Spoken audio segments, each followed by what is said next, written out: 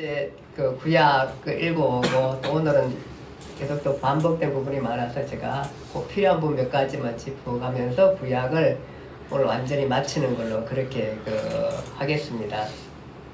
우리는 지금 그 에스라가 지난주 에스라가 쓴 역대기 상하 부분을 쭉 우리가 살펴봐 왔습니다. 그래서 에스라는 역대기 상하를 통해서 우리에게 에스라가 창세기부터 쭉 역사를 쭉 정리해 가면서 에스라가 잡고 있는 한 가지가 뭐냐 하면은 다윗왕 얘기입니다. 다윗왕 얘기. 그래서 역시 하나님께서는 이 다윗사도를 통해서 다윗의 언약을 지키시고 신실하신 하나님이 당신 나라를 다윗 왕조를 따라 영원히 세워나간다는 사실을 에스라는 깨닫게 된 것입니다. 그리고 그 다윗 왕통을 이어온 자들, 그들이 누구냐 하면은 지금 그 포로됐다가 돌아가가지고 예루살렘에서 성전을 짓고 예배 문화를 붙들고 가는 그 사람들이었습니다. 그 사람들이 에스라가 보기에는 너무 귀했습니다. 얼마나 그렇게 해서 역사를 정리해 가면서 이게 다 끊어져 가고 또 포로로 잡혀가고 뭐 이래서 다 없어질 것 같은데 지금 기특하게도 자기가 보니까 지금 예루살렘에 돌아가 가지고 우리의 선배들이 또 우리와 같이 시대를 사는 사람들, 이런 사람들이 거기 성전을 짓고 예배 문화를 이루고 하는 것들을 볼 때에 에스라가 너무 기특했습니다. 그래 그거구나. 그러면서 에스라가 느낀 게 뭐냐 하면은 북이스라엘은 아니구나. 북이스라엘은 아수르의 침공으로 인하여서 그 피가 섞이고 이방 문화가 들어서게 되고, 그래서 이게 섞이면서 이것이 하나님을 믿는지 이방민 사람들을 믿는지 이방 종교를 믿는지 모르는 혼합 종교의 형태를 띤 저 북이스라엘은 아니구나 이렇게 생각하면서 에스라가 역사를 정리하면서 북이스라엘을 완전히 잘라버리고 남쪽 유다만의 역사로 기록해 가는 것이 역대기 상하의 역사입니다. 그래서 역대기 상하는 열왕기 상하와 열왕기 상하를 많이 포함하면서도 열왕기 상하와 다른 점이 그것인 것입니다. 그래서 그것을 가지고 에스라는 이제 내 때가 왔다. 내가 돌아가서 저들을 가르치자. 저 귀한 사람들, 그 다윗의 왕통을 이어가고 붙들고 가는 그 힘들고 어려운 역사 가운데 그대로 남아서 붙들고 가는 몸부림처럼 있는 저들을 가서 가르치자. 잘 가르치자. 그렇게 해서 가서 저들에게 가르치게 되는 것입니다. 그래서 역대기 상하를 우리가 조금 이해를 해보면은 우리가 분열왕국 순간에 역대기 상하와 열왕기 상하의 다른 점이 바로 뭐냐 하면 북이스라엘의 여로보암이 주인공이었고, 열왕기 상하에는 열왕기 상하 12장에 16장에 보면은 여로보암 이후에 남방 유다 아비야나 아사왕을 거론하긴 하지만 거의 오늘 우리 목사님이 깍두기 했는데 깍두기가 깡패가 아니고, 물론 이제 깡패로 쓰기도 하지만 우리나라 사람들이 여기 깍두기는 뭐냐 하면은 그냥 왜 아이들하고도 이렇게 놀다가 보면은 이 잘 못하는 아이들은 그냥 깍두기로 붙여가지고 걔는 이 편도 아니고 저 편도 아니고 또 그냥 재미있으라고 붙여주는 게 심심하게 그게 깍두기거든요. 그러니까 깍두기 취급을 지금 하게 되고 대부분 다 북이스라엘 왕 중심으로 기록하게 됩니다. 그래서 북이스라엘에 가장 많은 기록을 남긴 왕이 바로 누구냐 하면은 아하방 이야기 들으셨죠? 예, 아주 그 못된 아하방 이야기를 중심으로 기록하고 그 중심에서 선지자들이 나타나고 엘리야, 엘리사 기록들을 이렇게 쭉 이어가는 것들을 우리가 보게 되는 것입니다. 근데 역대기 하에는 보면은 분열 상황을 서술할 때 남방 유다의 여로보암이 주인공이고 그 다음에 다윗 혈통입니다. 그 이후 북이스라엘 왕들은 거의 깍두기식으로 사실 기록하지 않아요. 다 남방 유다 얘기로 기록해가고 있습니다. 로보암, 아비야, 아사로 이어지는 그 왕상이 사실은 열왕기 상하에서는 배경칠했지만 남방 유다에서는 아주 자세하게 기록하고 있습니다. 그것이 이게 뭐냐 하면은 에스라가 이제는 깨달은 게 뭐냐 하면은 북쪽은 아니다. 북쪽, 섞인 북쪽은 아니다. 예, 섞이면 망한다라는 성경의 그 흐름을 타고 가는 것을 우리가 보게 되고, 그래서 다윗 왕조로만 가겠다는 것이 에스라의 관점인 것입니다. 그것이 열왕기 상하와 역대기 상하의 그 다른 점입니다. 우리가 그 역대기 상하 물고기가 이 보면 이렇게 다르고, 북쪽은 보면은 이쪽 북쪽은 다 잘라버렸죠, 완전히. 예. 전에는 열왕기 상하는 이 북쪽이 원래 진하게 그려져 있고 이쪽은 아주 이렇게 아주 가느다랗게 기록하고 이렇게 되었는데, 이제는 아예 잘라버리고 남쪽 유다, 유다를 통해서 가겠다는 그런 에스라가 그런 마음을 확고히 하고 기록한 것이 바로 역대기 상한 것입니다. 그리고 몸통 부분에 보면은 우리가 이제 이쪽 분이 이제 몸통 부분인데, 여기 보면 여호사밧 또 기록들이 여호사밧이나 이제 머리 부분에서 몸통 부분으로 올 때에 그 여로보암, 아비야, 아사왕 이야기가 되고, 그다음에 몸통 부분은 여호사밧과 여호사밧의 아들 여호람과 이런 것들이 오게 되는 것입니다. 그래서 여호사밧은 많이 기록하고 통치된 기록도 있는데, 사실 여호사밧이 하나 잘못한 것들에도 책망을 하고 갑니다. 그게 뭐냐 하면은 여호사밧이 잘못한 게 뭘까요?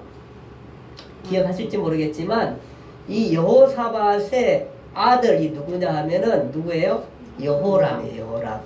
여호사밧은 여기 있는 우리가 얘기했던 아주 나쁜 왕 아하방, 이 아하방의 딸과 여호사밧의 아들을 혼인시키게 되는 것입니다. 그러니까 여호사밧이 여러 가지 통치를 잘했고 또 하나님 앞에 서려고 많은 노력들을 했지만, 그리고 또 하나님의 은혜와 축복을 많이 받았지만 빼놓지 않고 그 기록하는 것이 뭐냐 하면은 바로 이런 통혼한 이 부분에 대해서 지적하고 가는 것을 우리가 보게 되는 것입니다. 그것이 몸통 부분의 역사를 우리가 볼 수 있습니다. 정략 결혼을 시킨 것은 아주 큰 실수로 그렇게 얘기하고 있는 것입니다.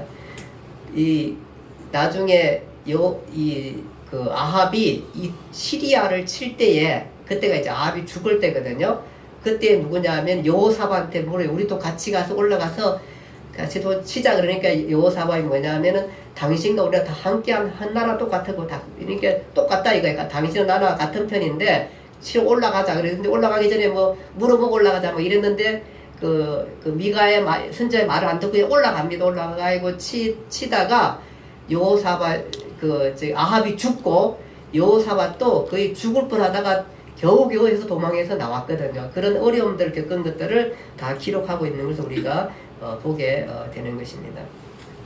그리고 이제 꼬리 부분에 와서는 누가 나타나냐면 우리가 보면은 히스기야, 므낫세, 아몬 이렇게 나타나잖아요. 그렇죠? 예, 히스기야 왕에서 나오고, 이때는 이제 아수르에 시달리는 시기고, 이때 활동한 선지자가 이사야, 미가가 활약하게 됩니다.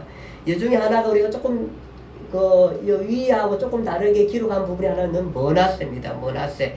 히스기야 아들 므낫세는 기억하실지 모르겠는데 사실은 남쪽에 있는 왕 중에서 가장 악한 왕으로 여기 북쪽에서 기록하고 있어요. 얼마나, 그래서 아마 좀 쉽게 이해하려면은 남쪽에 있는 아하방 이렇게 생각하면 돼요. 이 므낫세가 또 통치도 55년 동안이나 그냥 오랫동안 통치를 해요. 그러니까 얼마나 사람들이 힘들고 핍절할 힘들 거예요. 근데 거기에서 한 가지 빼먹은 게 하나 있어요. 뭐냐 하면은 역대하에는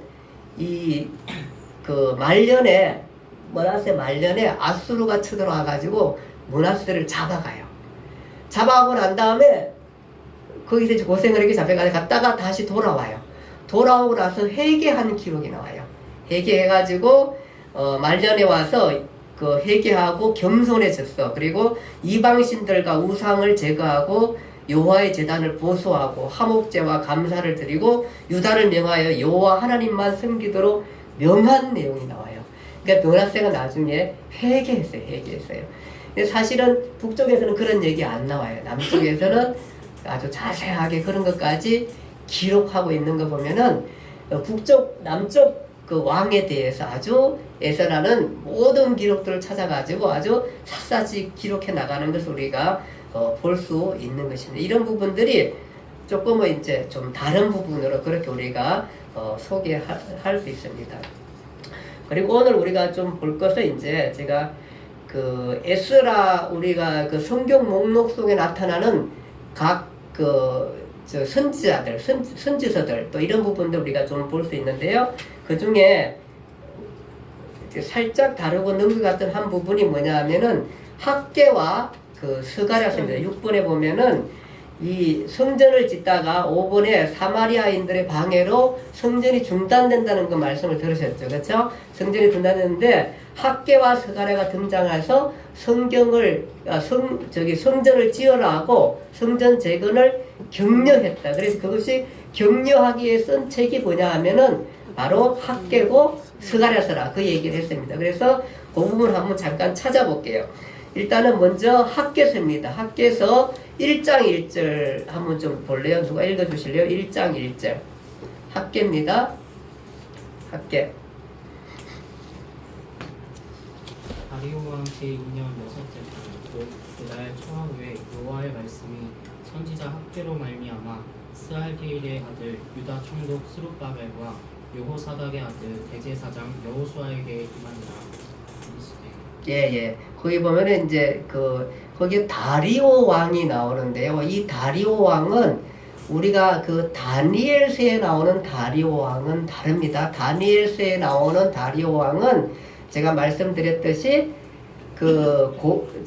고레스 왕이 정복 훈련을 갈 때에 정복하러 다니면서 잠깐 동안 자기의 삼촌인 다리오한테 잠깐 세워가지고 나를 좀 통치해 주세요 이렇게 얘기를 했었을 때 그때의 다니엘서 기록할 때 그때가 다리오 왕이고요. 사실 이제 페르시아는 고레스 왕부터 시작되고 그 후에 나중에 나타나는 왕 고레스라는 다시 나타나는 왕이 다리오 왕입니다. 이것이 다니엘서에 나타나는 다리오 왕과 다르다는 것들을 우리가 먼저 인식하고 가야 하는 것입니다. 그래서 이 다리오는 캄비세스 2세 이후, 그러니까 누구냐 하면 고레스 이후에 새롭게 제국을 확보한 다리우스라는 왕입니다. 그것이 다리오로 나오게 되는 것입니다. 그래서 그것을 좀 짚고 넘어가면 좋겠다 생각을 하게 되고요. 그 다음에 학교에서 1장 1절부터 읽으셨는데 한 6절까지 한번 좀 읽어주실래요? 6절까지 2절부터 좀 읽어주세요. 2절부터 다른 분 누가 또 한번 좀 읽어줄래요? 만군의 여호와가 이같이 말하이르노라. 이 백성이 말하기를 여호와의 전을 건축할 시기가 이르지 아니하였도다 하느니라. 여호와의 말씀이 선지자가 학개에게 임하여 이르시되 이 성전이 황폐하였거늘 너희가 이때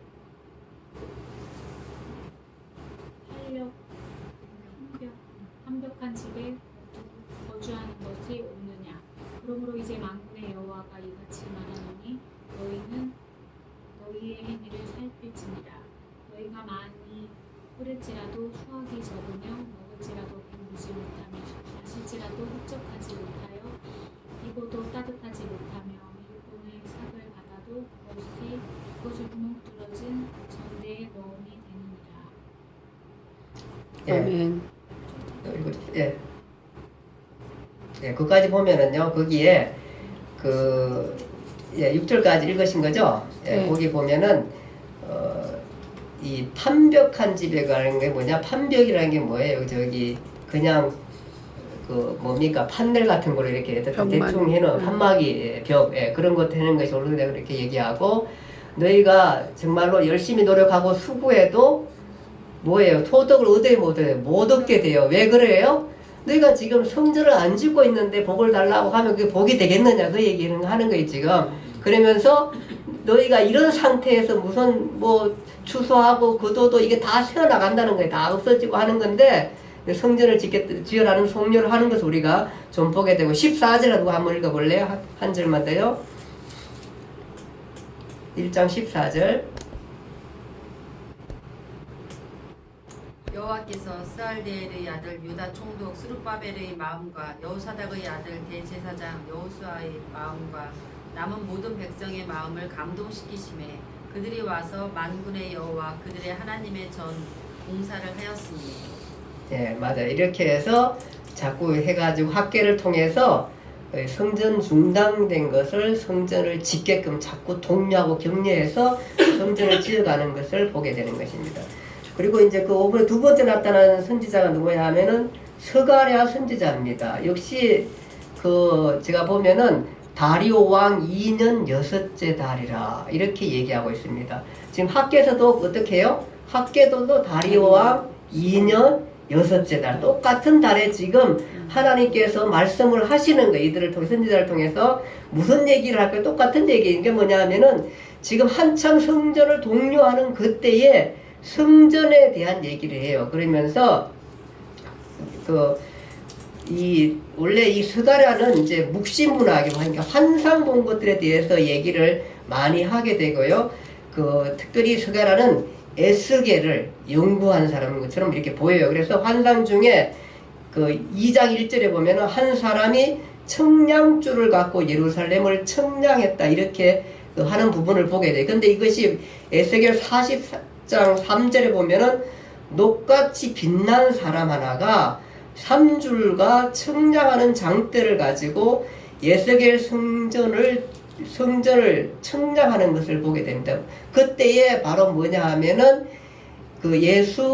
에스겔이 성전에 대한 성전을 짓는 것에 대한 성전 조감도 그 모든 것들을 받게 되는 거예요. 지금 똑같이 성전 짓는 그와 똑같은 스가랴가 청량줄을 갖고 예루살렘을 청량하는 모습을 보면서 우리가 에스겔이 성전을 청량하는 것처럼 똑같이 나타나는 것을 보면서 우리가 그렇게 이 부분도 에스겔의 성전 청량과 연관이 갖게 되는 것들을 우리가 보게 되는 것입니다.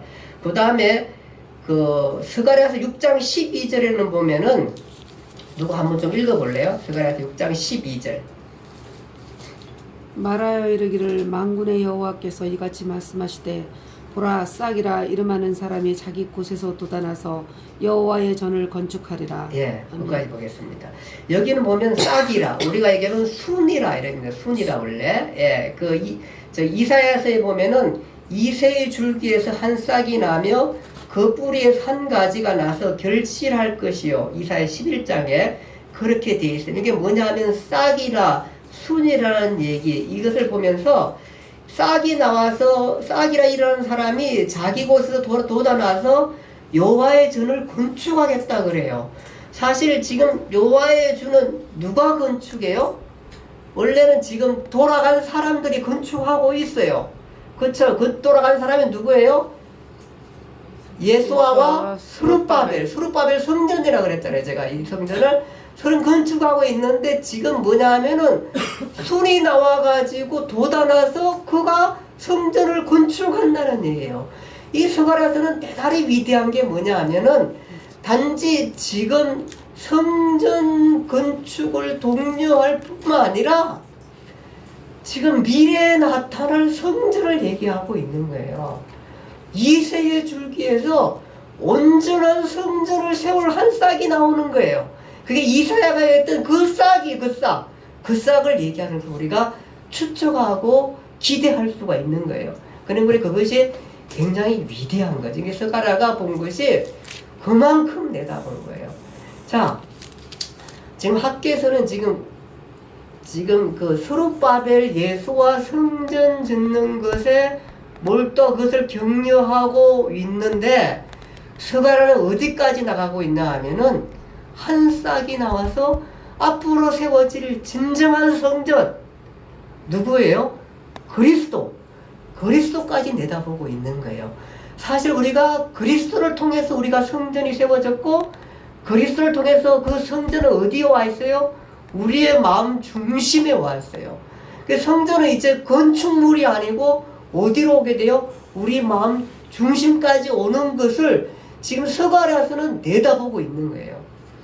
그 스가랴서가 대단한 게 그 스가랴서 9장 9절에 누가 또 한번 읽어볼래요? 9장 9절. 시온에 따라 크게 기뻐할지어다. 예루살렘에 따라 즐거이 부를지어다. 보라 내 왕이 내게 임하나니 그는 공의로우시며 구원을 베푸시며 겸손하셔서 나귀를 하시나니 나귀의 작은 것 곧 나귀 새끼니라. 예, 그가 전쟁을 고 이방의 화평을 전하며 내 언약으로 말미암아 잡힌 자들을 구원하겠다 이렇게 얘기하거든요. 이거 보면은 여러분들 그 나귀 탄 거 예수님께서 기억나시죠? 겸손하여서 거기도 나귀를 타셨다 그랬어요. 왜? 그 예루살렘에 입성하면서 올라갈 때에 저기 마지막 주간에 예루살렘에 올라갈 때에 시민들이 나와가지고 그 예수님 올라가는 길에 카페트를 깔잖아요. 카페 깔아가지고 나무까지 꺾어가지고 막 깔고 옷을 벗갈고 깔며 호산나 찬송하려다 이러면서 이제 예루살렘 성을 길에 충만하게 올라가잖아요. 근데 그 정도 올라가면 사실은 이 나귀를 타면 안 되고 어떻게 해요?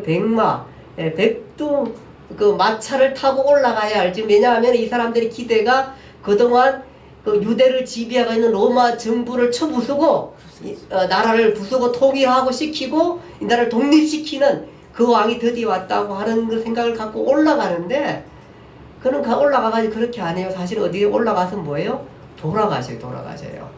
그러니까 그게 뭐냐 하면은 육체적으로 구원하는 게 아니라 결국은 뭐냐 하면은 단지 유대 민족의 구원이 아니라 인류 역사의 그 죄 속에서 인간을 구원하겠다는 하나님의 기대와 이들의 기대가 다른 거였어요. 근데 오늘 이 스가랴서는 그것을 보고 있는 거예요. 거기 보니까 왕이 내게 임하나니 그는 공의로우시며 구원을 베푸시며 겸손하여서 나귀를 타시니 나귀의 작은 것 그 나귀 새끼는 이렇게 얘기하는 것을 보면은 누구를 얘기해요? 아직 나타나려면 정말로 한참 멀은 예수 그리스도를 바라보고 있는 거예요. 이게 바로 선지자예요. 선지자가 그런 역할을 하는 거예요. 그래서 나중에 예수님께서 나귀 탄 것을 우리가 보게 되는 것입니다. 그런가 하면 여기에는 뭐 예수님이 그 유다한테 그 은삼십에 팔리잖아요. 여기 보면 은삼십에 팔려가지고 은삼십을 토기장에 던졌던 그 부분이 나와요. 그 사실은 당시에 유다는 예수님 팔고 난 다음에 그 뭐 어떤 죄책감이라든지 그걸 그냥 성전에 던져버리고 도망가 버렸어요. 근데 그걸 제사장들과 어떻게 주워가지고 그것을 어떻게 쓸 수가 없으니까 토기장에 밭을 샀다거든요. 근데 여기는 토기장에 던진 거예요. 야, 이게 스가랴 선지자예요. 얼마나 영특하고 분명하고 확실하고 그리스도가 이렇게까지 자세하게 보이는지는 모르겠어요. 이게 놀라운 성경의 역사죠. 아직 예수님 오시려면은 400년 이상, 그 이상의 그 시간이 지나야 되는데 아직도 그렇게 그것이 보이고 있는 거예요. 그래서 스가랴는 에스겔 성전에 대한 설교도를 받은 것처럼 에스겔과 밀즈바의 성전에 대한 이야기를 끌어오고 있고 지상의 성전뿐만 아니라 예배 공동체의 무리들 그리고 싹이라는 왕의 프로필 그가 성전을 세우는 자이고 이 왕은 제사장을 포함 메시아이고 나귀를 타고 오시는 공의로우시며 겸손하셔서 구원을 베푸시는 왕의 프로필에 대해서 얘기하고 있고 결국 성전은 지상에 세워지는 것을 넘어 예수님 그리고 예수님을 넘어가서 새 예루살렘 성전을 바라보게 하는 놀라운 역사를 우리에게 스가랴 선지자를 통해서 보게 되는 것입니다. 그래서 스가랴는 단지 그냥 그 예루살렘에 다시 쓰는 스룹바벨 성전뿐만 아니라 이것을 통해서 성전을 짓고 얼마나 갈망할까요? 이런 환상을 통해서 그 성전은 물론 그 성전을 넘어가는 그런 얘기들을 환상적으로 보여주고 있습니다. 14장에는 그가 홀로 한 왕으로 그렇게 소개하고 있는 것입니다. 그리고 난 다음에 쭉 내려가면 이제 마지막에 누가 나오냐 하면은 제가 우리가 조금 11절 에스라가 포로기한 백성들을 대상으로 성경도 가르치고 성전 예배를 새롭게 하고 삶을 개혁할 때 이때에 누가 나타나냐면은 느헤미야. 이건 역사서입니다. 느헤미야가 나타납니다. 에스라는 BC 458년에 돌아오고 느헤미야는 14년 후에 돌아오게 되는 것입니다. 그래서 에스라가 458년에 돌아와서 이 단독 사역을 하고 그다음 나중에 그 느헤미야와 공동 사역을 하게 되는 것입니다. 오늘 우리가 본문을 읽은 것이 에스라와 느헤미야의 공동 사역 가운데 이 사람들이 하나님 앞에 돌아와서 성경 율법을 갖다 놓고 느헤미야를 불러가지고 에스라가 성경을 가져와서 그 율법을 읽으면서 회개하는 역사 과정들을 우리가 나타나는 것을 우리가 보게 되는 것입니다. 그것이 오늘 본문의 말씀인 것입니다. 느헤미야 계속 그 부분이 그렇게 되어 있습니다. 그러면은 저희들이 학사 에스라에게 여호와께서 이스라엘에게 명령하신 모세 율법을 가져오게 청함에 7절 초하루의 제사장 에스라가 율법절 가지고 회중합 곧 남자나 여자나 알아들을 만한 모든 사람들이 모여 성막 광장에서 새벽부터 정오까지 남자나 여자나 알아들을 만한 모든 사람 앞에서 일검에 눕혀서 율법자의 귀를 기울였더라. 그때 역사 에스라가 특별히 지은 나무 강단에 서고 좀 떨어져 나무 강단을 지어가지고 또 외치는 것들을 보게 되고 우리야 그때 숨는 사람들 에스라가 모든 백성에 서서 그들 목전에 책을 펴니 책을 펼 때 모든 백성이 일어서니라. 에스라가 위대하신 하나님 여호와를 송축하며 모든 백성이 손을 들고 아멘하고 응답하고 몸을 굽혀 얼굴을 땅에 여호와께 경배하니라. 이렇게 뜻이 나옵니다. 하나님의 율법책을 낭독하고 그 뜻을 해석하여 백성에게 그 낭독하는 것을 다 깨닫게 하니 얼마나 잘 강연했을까요? 에스라가 그냥 그 읽으면서 그냥 줄로 여어서 했으니까 막 백성들은 듣지 못한 얘기잖아요. 우리는 들었잖아요. 듣지 못한 기괴한 일들에 대해 들으면서 얼마나 많이 그 반성하고 회개하고 그렇게 눈물을 흘리고 슬퍼하며 외통하며 그렇게 회개의 부흥 운동이 일어나게 되는 그 과정들이 오늘 말씀인 것입니다. 이렇게 놀라운 부흥 운동을 에스라와 느헤미야가 함께 하면서 일으킨 사역들을 보게 되는 것입니다. 자, 그럼 마지막에 나타나는 선지자가 누구냐는 이제 말락입니다. 4장 말락인데요. 자, 우리가 여기 정리한 거 보면은 1차 기한 누구죠? 1차 기한 할 때 아니죠. 1차 기한 했던 데 누구죠? 스룹발과 예수와가 많은 사람들이 1차 기한하고 2차 기한은 아까 전에 누구지? 에스라가 기한하고 3차 기한 느헤미야가 그렇게 돌아와가지고 그러니까 느헤미야는 에스라보다 14년 후에 돌아가가지고 기억하면서 에스라와 같이 성벽을 재건하고 에스라가 이제 부흥운동을 일으키고 그 지금 9장이지만 그 10장 이렇게 계속해서 보면은 그 부흥운동 사항들을 계속해서 기록하는 것들을 우리가 보게 되는 것입니다. 그렇게 하고요. 자, 그 다음에 이제 여기 한번 볼게요. 자, 이제 마지막에 쭉 한번 이렇게 볼게요. 다시 한번 볼게요. 우리가 창세기를 읽으면서 욥기를 읽었죠. 그렇죠? 출애굽기를 읽으면서 레위기를 읽었고요. 이건 뭐냐? 출애굽기 상황에서 하나님께서 율법을 주신 거잖아요. 그래서 레위기를 읽었고 민수기를 읽으면서 우리는 신명기를 읽었습니다. 신명기는 뭐라 그랬어요? 2세대들에게 모세가 지금 에스라가 돌아온 백성들에게 하나님 말씀을 가르쳤던 것처럼 이미 모세는 그 광야에서 태어난 그 2세대들에게 신명기서를 가르쳐서 너희 조상들이 이랬었구나 하는 것들을 알려주는 책이 신명기서입니다. 신명기 있고 그 다음에 여호수아 읽었고 사사기를 읽으면서 우리는 누굴 읽으면 룻기라는 아름다운 여인에 대했고 이 룻기를 통해서 그리스도가 오는 것들에 대한 것들을 우리가 보게 되었습니다. 그 다음에 사무엘 상하를 읽으면서 우리는 시편을 읽었습니다. 왜냐하면은 누구 얘기? 다윗왕 얘기, 다윗의 얘기가 나오기 때문에. 그 다음 열왕기 상하에서 잠언을 읽었습니다. 솔로몬 얘기를 읽었고요. 그리고 이때 나타난 12권의 이때 지금 왕 말기만 그 전부터 여로보암부터 여호람부터 남쪽에 여로암, 북쪽에 나타나는 이런 그때에 나타난 왕들에 대한 것들을 읽었습니다. 이때에 그 선지서 12권 기억나죠? 그렇죠. 예, 그렇게 나와야죠. 예. 이미나 기 예, 요엘 오빠 아모요 이미나 학습학 예습함. 예습합 예레미야 애가 해서 이렇게 해가지고 12권이 되고요. 이렇게 해서 이때 읽었고요. 그 다음에 역대기를 쭉 읽었고, 역대기는 사실은 에스라가 쓴 건데 먼저 읽은 거는 뭐냐 하면은 창세기부터 쭉 담고 있다 보니까 이 역대기를 먼저 읽고, 그 다음에 역대기하고 이어지는 게 뭐예요? 에스라를 우리가 읽게 됐습니다. 그 다음에 에스라 가정 가운데 지금 우리가 학계 스가랴, 지금 맞죠? 학계 성전 동료하고 스가랴, 예수 그리스도의 때 나타나는 한 싹이 나와서 성전을 지을 거라는 그 얘기됐고, 그 다음에 이때 우리가 다루었던 부분이 있어요. 에스더, 그 전에 에스더 나중에 나타났던 우리 지난번에 다루었고요. 그 다음에 이제 느헤미야, 오늘 역사 부분들 다루고, 그 다음에 이제 마지막이 누구냐 하면은 누구예요? 말라기입니다. 말라기.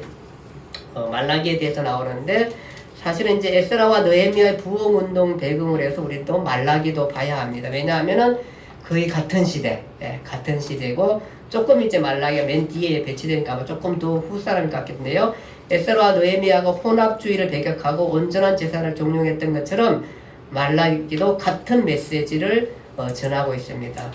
에스라의 부흥운동을 경험하면서도 포로기한 백성들 사이에는 하나님이 자기를 사랑하지 않는다는 생각도 하게 되었고, 또 이때에 많은 레위 지파들이 타락하게 되었고, 또 그래서 안전한 제사를 드릴 때를 기다리고 예배 공동체 타락과 형식적 종교 생활하는 것들에 대해서 책망하면서 올바른 제사를 드리고 드릴 것을 그렇게 기대하면서 그 말라기가 그 말라기서를 써내려가고 있는 것을 우리가 보게 되는 것입니다. 이때가 바로 뭐냐 하면은 그 말라기서에는 부패한 제사장들에 대한 그 책망 부분이 나오고요. 그 다음에 11조와 봉헌제물에 대한 무관심, 이런 부분들에 대한 얘기도 나오고, 또 그 다음에 이교도들을 아내로 맞은 통혼들에 대해서, 특별히 그 이방 종교를 갖고 있는 사람들을 아내로 맞는 그 통혼, 이렇게 하는, 그러니까 에스라가 느헤미야와 에스라 부흥인도를 일으킴에도 불구하고 아직도 돌아오지 않는 많은 사람들, 또 여전히 형식에 처해 있는 레위 지파들, 이런 생활들을 생각하면서 다시 예레미야가 말씀을 전하고 있습니다.